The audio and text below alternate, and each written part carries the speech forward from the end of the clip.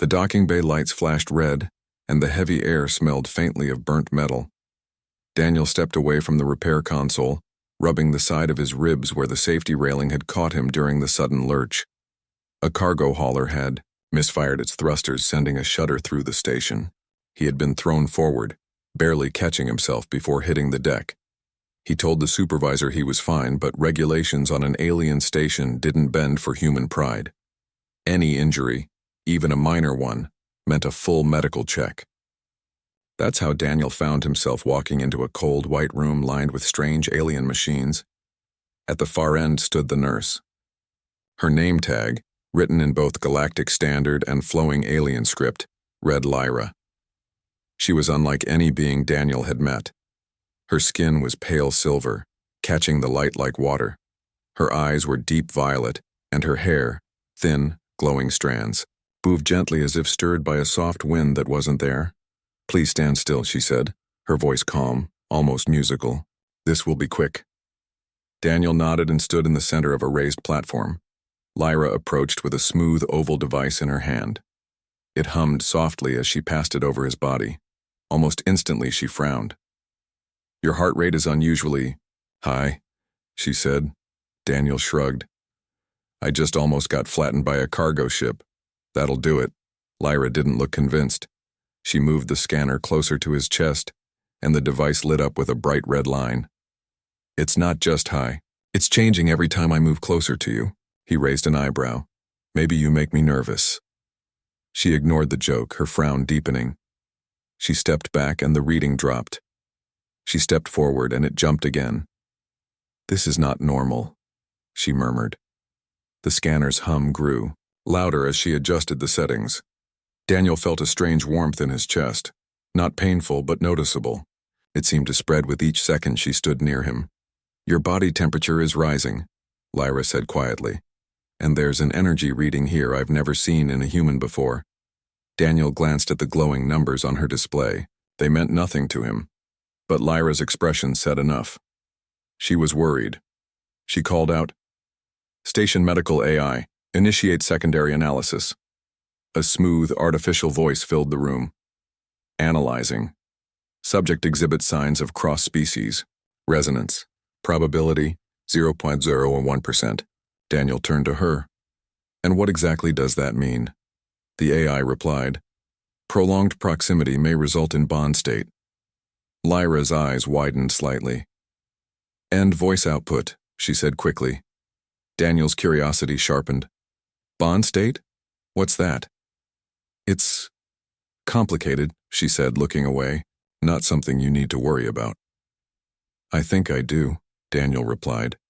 "You're acting like I just caught some alien plague." "It's not a disease," she said, "but it can change everything." The scanner emitted a sharp beep, interrupting her. The red lights were blinking faster now.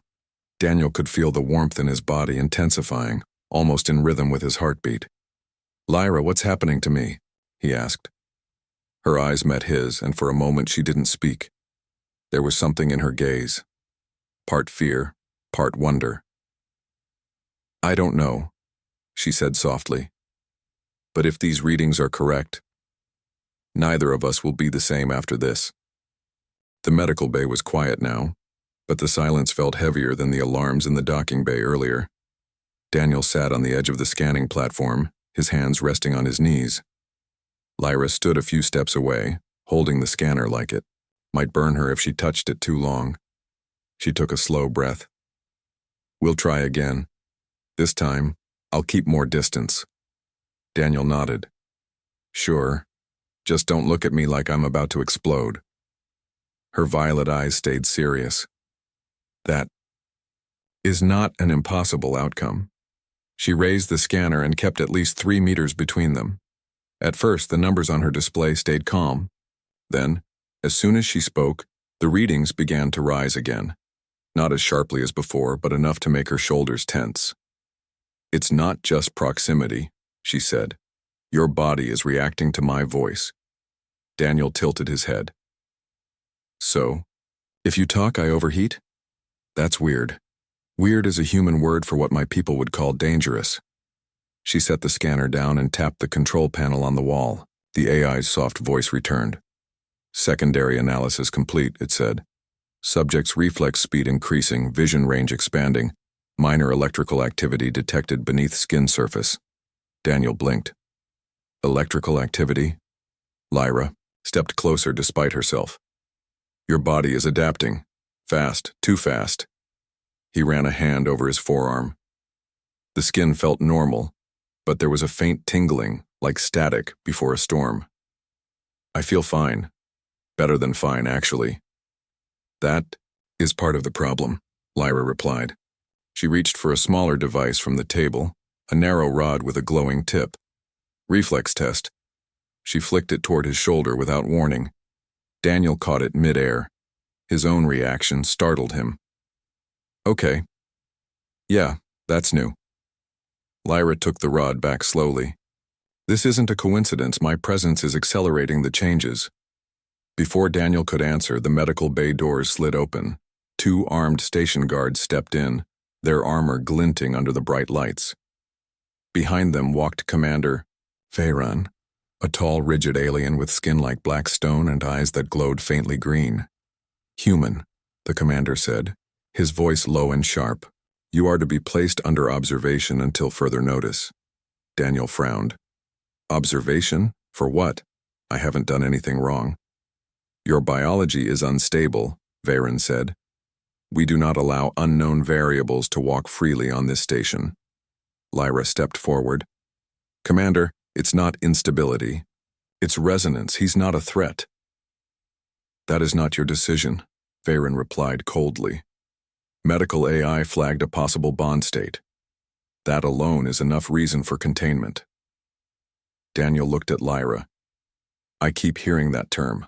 Are you going to tell me what it means now? Her lips pressed into a thin line. Not here. Veyron gestured to the guards. Take him. Daniel rose to his feet. I'm not sick. You don't need to lock me up. The guards moved closer.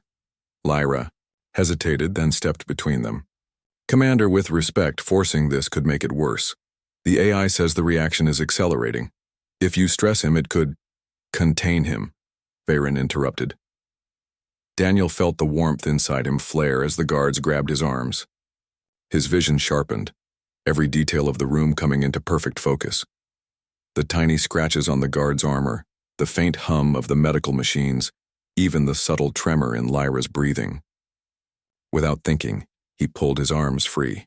The motion was so quick the guard stumbled back. Veyron's glowing eyes narrowed. Exactly the kind of risk I will not have roaming my station. Lyra stepped closer to Daniel, her voice low but urgent. Go with them. For now. Fighting will only give them reason to restrain you harder. Daniel clenched his jaw but nodded. The warmth faded slightly as he let the guards take hold again. The walk to the quarantine wing was silent. Daniel noticed Lyra following at a distance, her expression unreadable. The chamber they put him in was circular, with transparent walls and a single bed. Blue lights pulsed faintly from the floor, and the air felt cooler than the rest of the station, one guard said. You will remain here until medical clearance is granted. Then they left, sealing the door with a soft hiss. Lyra stepped up to the glass. I'll run interference with the commander. Don't let them scare you. Daniel gave a small smile. You sound like you've done this before. I haven't, she said. But I can tell when the council will be interested in something. And they will be interested in you. That doesn't sound comforting. It shouldn't, she replied. She leaned closer, her voice dropping to a whisper even though the walls were soundproof. If they decide this bond state can be controlled, they won't let you go.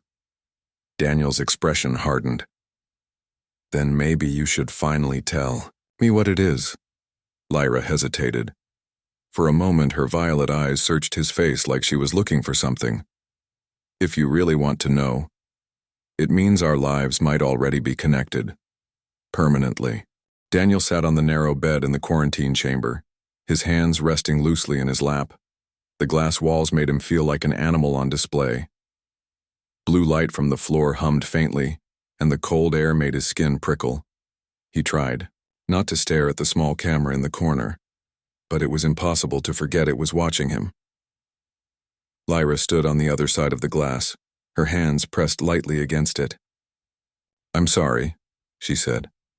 "I tried to convince the commander, but once the term bond state was logged, there was no stopping this."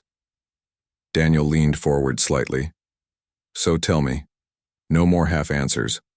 What does it mean?" She glanced toward the empty hallway, then back at him.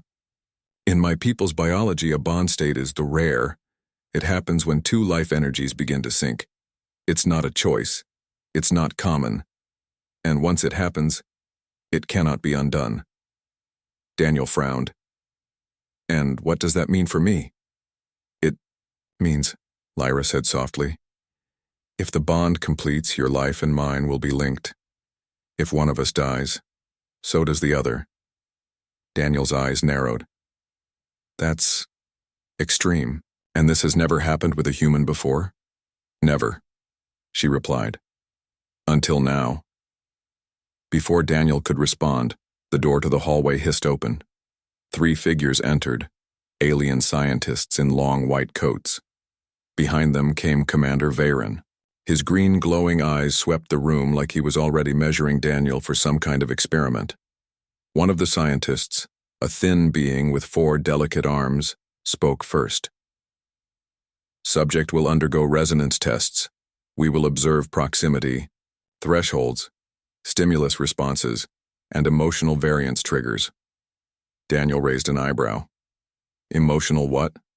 Lyra stepped between the scientists and the glass. "He is not a lab sample. He's a sentient being."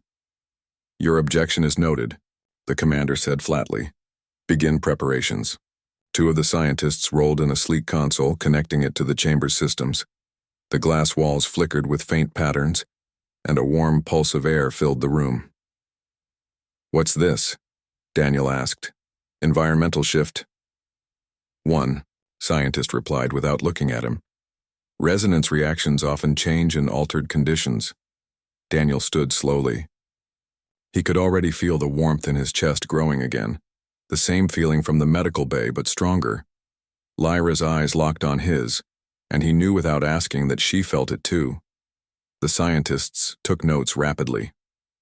"Resonance," Spike detected. "Subject's temperature up 3 degrees, heart rate elevated, energy pattern stable." Commander Veyron folded his arms. "Push further." Lyra's voice sharpened. "You push too hard and you could trigger the final stage." "That is the point," Veyron said coldly. Daniel stepped closer to the glass, his fists tightening. "You're trying to force this bond?" The commander didn't answer, but his silence told Daniel everything. The warm pulse in the chamber intensified, and Daniel's senses sharpened to a razor's edge. He could hear the faintest clicks of the scientists' pens, smell the metallic tang of the air, and feel Lyra's presence like a steady pull in his chest. One scientist's voice rose in excitement. "He's sinking faster than projected. Estimated completion under 48 hours. Lyra's expression hardened. "You will stop now. That is an order from the medical division." Veyron's green eyes flashed. "Medical division answers to me, and I see an opportunity for the station, not in the council." Daniel took a step back from the glass. "What happens when it completes?" Lyra looked at him with something between fear and sorrow.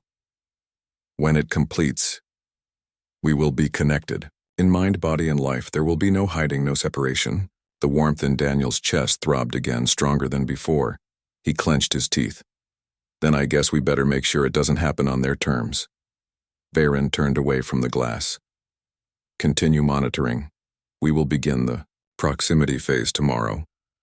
The scientists followed him out, leaving Lyra alone in the hallway. She pressed her palm against the glass again. "Daniel, you must be careful. They want control over you.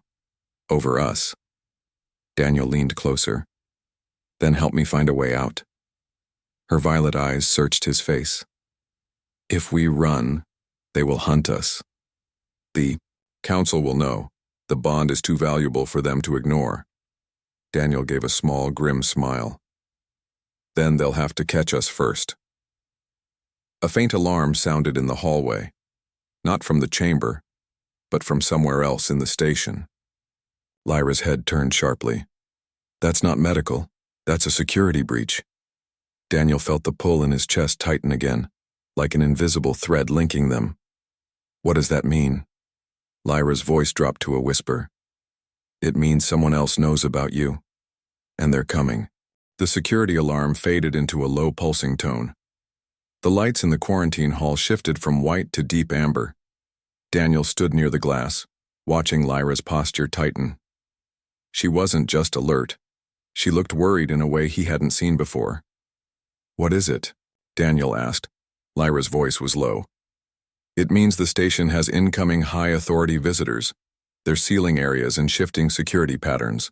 It's the Council. Daniel frowned. The Galactic Council? Why would they come here? For me? Her violet eyes met his. Because this bond is not just rare. It's valuable. To the right hands, it's power. Before Daniel could respond, the heavy main doors at the far end of the hallway slid open. 6 guards in ceremonial armor entered first, weapons held across their chests.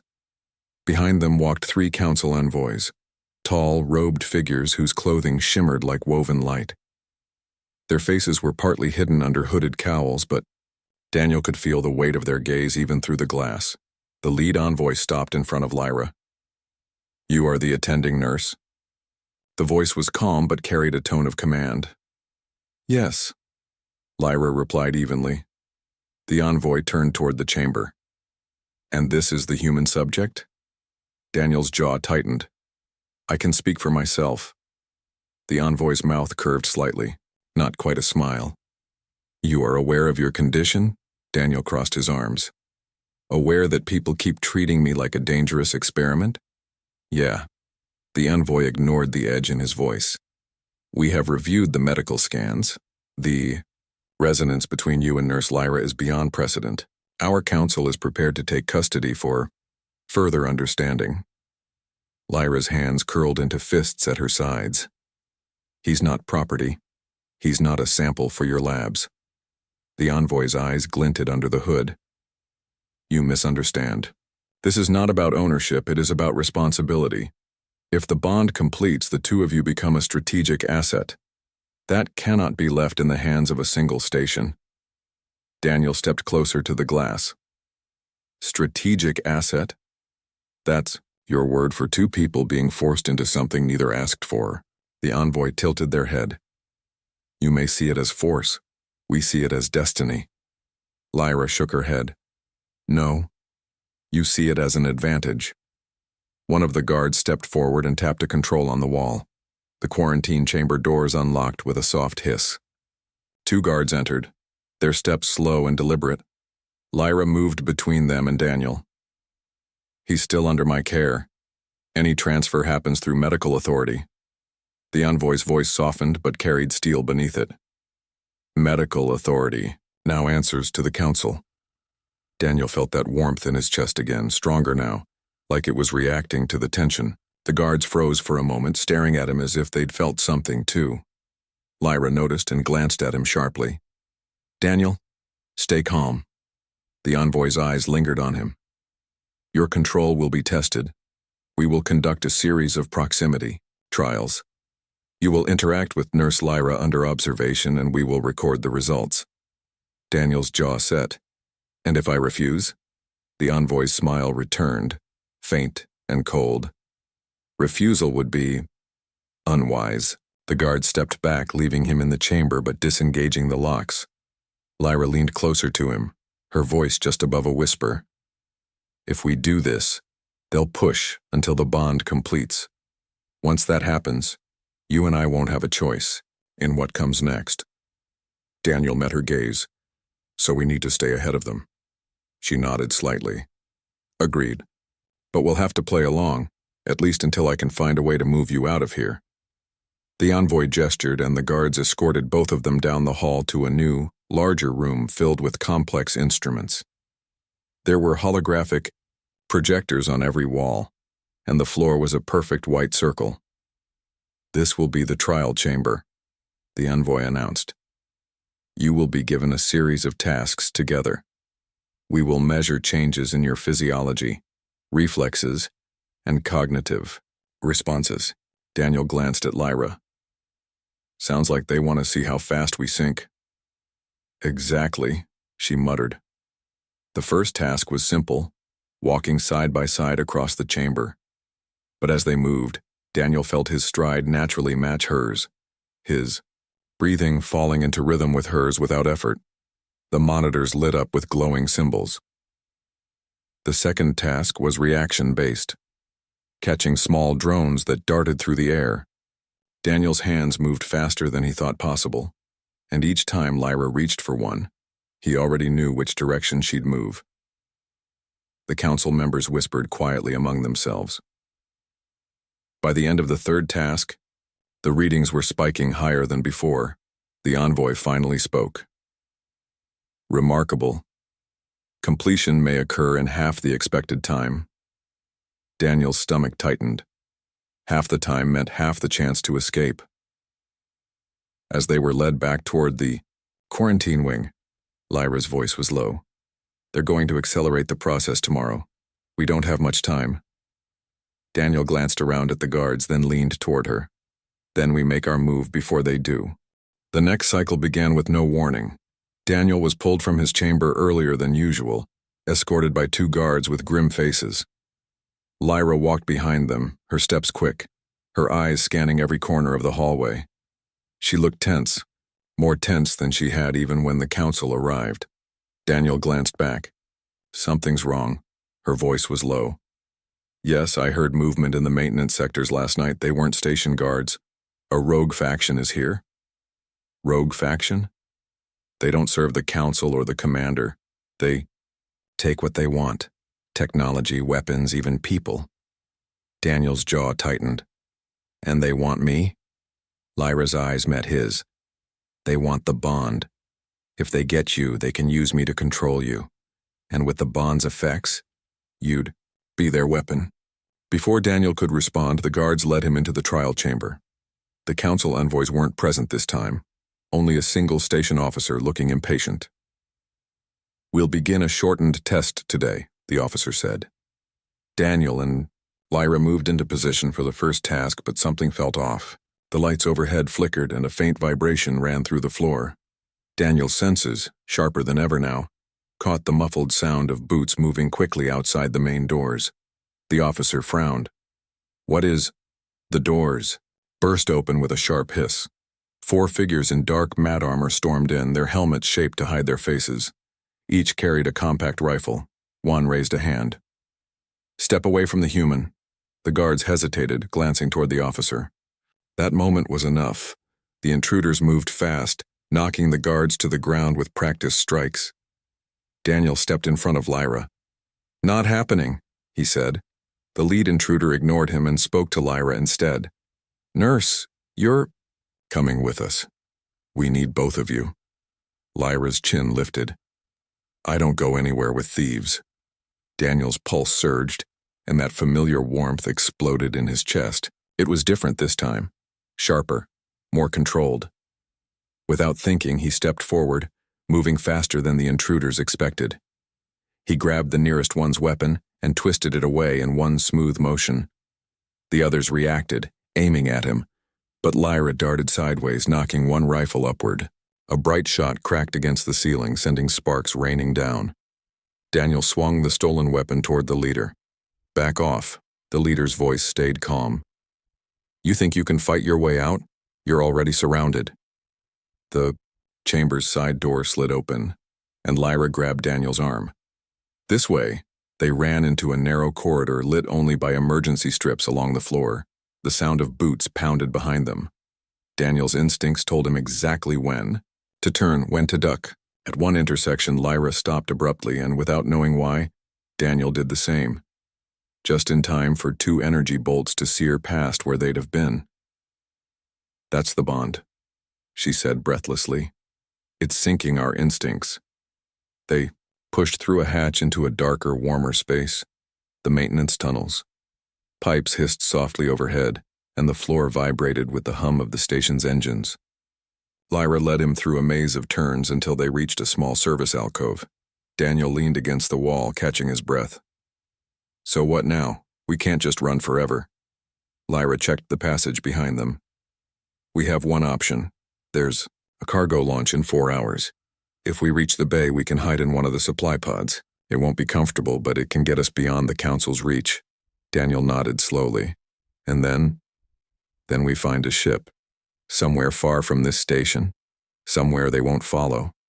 The pounding of boots echoed again, closer. Now. Lyra grabbed his wrist. We have to keep moving. As they ran, Daniel's mind raced. The warmth in his chest had become a steady heat, not fading even when they slowed. It wasn't just in his chest anymore. It was in his arms, his legs, his thoughts. He knew where Lyra would step before she did. He knew which turns would lead away from danger. They reached a ladder and climbed quickly. At the top, Lyra cracked, open a hatch peering through. Clear, she whispered.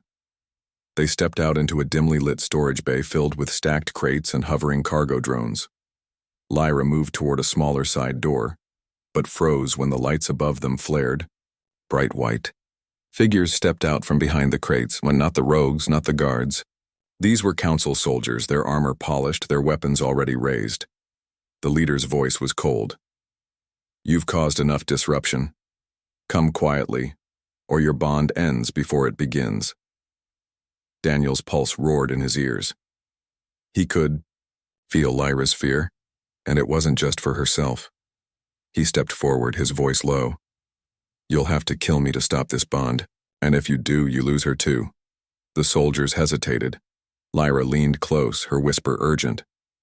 If we can break their formation, we can still reach the cargo lifts.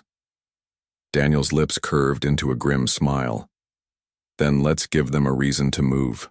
The council soldiers stood in a tight half-circle, weapons steady, their glowing visors reflecting Daniel and Lyra's faces. Every exit from the storage bay was blocked. Daniel's hands curled into fists, and the warmth inside him burned hotter than ever. He didn't need to look at Lyra to know she was calculating the same thing he was. A way out that didn't involve surrender. The leader of the squad took a slow step forward. The council does not want your deaths. But if you continue resisting, we will take the risk. Daniel's voice was firm. If you kill me, you kill her. You know that, right? The leader's weapon didn't waver. We are aware of the risks. Lyra moved slightly in front of Daniel, her violet eyes locking on the leader. If you end the bond now, you destroy something your council calls priceless. Are you willing to explain that to them? The leader hesitated for only a moment, then lowered his weapon slightly. You will come with us. No further harm will come to either of you. Daniel gave a humorless smile. Yeah, I've heard that one before. In the pause that followed, a faint vibration ran through the floor. Daniel's instincts flared. They're coming, he whispered to Lyra. She understood instantly. The rogues. The side door to the bay burst open with a sharp hiss, and the armored intruders from earlier stormed in, weapons raised. Energy bolts flashed, striking the metal walls and crates. The council soldiers turned to engage them, and chaos filled the air. Now, Lyra urged, grabbing Daniel's arm. They darted between two cargo stacks, ducking low as stray shots crackled overhead. Daniel's senses guided his steps. He knew when to pause, when to move, when to pull Lyra out of the path of a bolt. The bond was no longer subtle. It was driving their every movement. They reached a narrow passage along the wall, hidden behind a row of floating supply containers. Lyra pulled a panel open, revealing a service corridor beyond. In here! Daniel slipped inside and she followed, sealing the panel behind them. The sound of the firefight outside dimmed, replaced by the low hum of machinery. They moved quickly through the corridor, the metal floor vibrating under their boots. Lyra, Daniel said as they turned a corner, I need the full truth, no more half answers. What is this bond going to do to me? She didn't look at him. It's already doing it. Your reflexes, your senses, your ability to read me. All of it is the bond. It will keep growing until our life forces are fully linked. Daniel frowned. Linked. How far? She stopped walking and faced him. If one of us dies, the other dies instantly. If one is in pain, the other feels it. If one is injured, the other weakens. But it's more than that. Our thoughts, our instincts, our emotions will merge. There will be no hiding from each other. Daniel let that sink in. And you didn't tell me because... Her eyes softened. Because once you knew, you might have tried to break it, and there is no breaking it. He shook his head. So my choices are to be the Council's tool, or be yours? Lyra's voice dropped. No. Your choice is to decide if we fight for our own future, or let them decide it for us. Daniel studied her face. She wasn't lying. He could feel her determination like a steady pulse in his chest. All right, then we fight. She nodded once. There's a cargo lift 2 levels down. If we can reach it, we can ride it to the outer loading docks. From there, a supply pod can take us to the free zones. They moved again, following the tight bends of the corridor. Twice they had to hide in shadowed alcoves as patrols passed by, their heavy footsteps echoing in the metal tunnels. Finally, they reached a graded platform overlooking the cargo lifts. The huge machines groaned as they moved containers between decks. A single guard stood at the nearest lift, checking a console. Daniel leaned close to Lyra. I can take him quietly. She hesitated. If you do, you'll feel what he feels. Daniel gave her a crooked smile. Then I'll make it quick. They moved down the steps, silently. Daniel's movements were almost soundless, guided by instinct. When the guard turned, Daniel struck once with the side of his hand, dropping him instantly. A faint ache flashed through his own neck as the bond echoed the guard's pain. But it faded quickly. They stepped onto the lift platform, and Lyra keyed in the destination code. The platform shuddered and began to descend. As they dropped into the lower decks, Lyra glanced at him. If we get away, the Council will send ships after us, and the rogues will still want you. Daniel's jaw tightened. Then we just have to get far enough that neither side can reach us. The lift slowed to a stop at the outer docks. Beyond the airlock, Daniel could see the curve of a small supply pod, their way out. Lyra touched his arm. Once we step on that pod, there's no turning back. Daniel met her gaze. Wasn't planning to. The airlock began to cycle open. But before they could move, a voice echoed through the bay. Going somewhere? They turned to see Commander Varen standing, at the far end of the dock, flanked by 2 soldiers, his green glowing eyes fixed on them. Commander Varen's boots echoed across the metal dock as he stepped closer, his soldiers flanking him like shadows. The airlock to the supply pod stood open behind Daniel and Lyra, its soft interior lights a tempting glow. But between them and freedom stood 3 armed figures who had no intention of letting them leave. You've caused chaos in my station, Varen said, his voice calm but sharp. You've risked lives, defied the Council, and endangered our agreements. You will not leave. Daniel took a step forward, his hands loose at his sides. You're not worried about danger. You're worried about losing control. Varen's glowing eyes narrowed. Control keeps the galaxy from tearing itself apart. Lyra moved beside Daniel, her voice steady. Control also turns people into weapons. That's what you want from him. From us. The commander didn't deny it. The bond between you is unprecedented. It could shift the balance of power. That is too dangerous to let go free. Daniel's chest burned with the heat of the bond, stronger than it had ever been. He could feel Lyra's heartbeat, her anger, her fear, and her determination. It was like their minds were already brushing together, sharing the same focus. You're right about one thing, Daniel said, quietly. It could shift the balance, but it's not going to do it for you. Varen raised a hand and the soldiers stepped forward. Weapons came up, aimed at Daniel's chest. Lyra's voice was low but urgent. If they fire, we both die. No, Daniel murmured. The first soldier stepped closer, but Daniel moved before they could react. His hand shot out, grabbing the barrel of the weapon and twisting it aside. The bond carried his intent to Lyra instantly. She was already moving. knocking the second soldier off balance with a sharp strike to the side. The dock filled with motion. Daniel swept the first soldier's legs out from under him, feeling a sharp ache in his own shin as the bond mirrored the impact. Lyra ducked under a swing from the second soldier and shoved him back into a stack of cargo crates. Veyron stepped forward faster than Daniel expected, a short metal baton crackling with green energy in his hand. "Enough," he growled. Daniel caught the first strike against his forearm, the jolt making his muscles spasm. And Lyra winced at the same pain.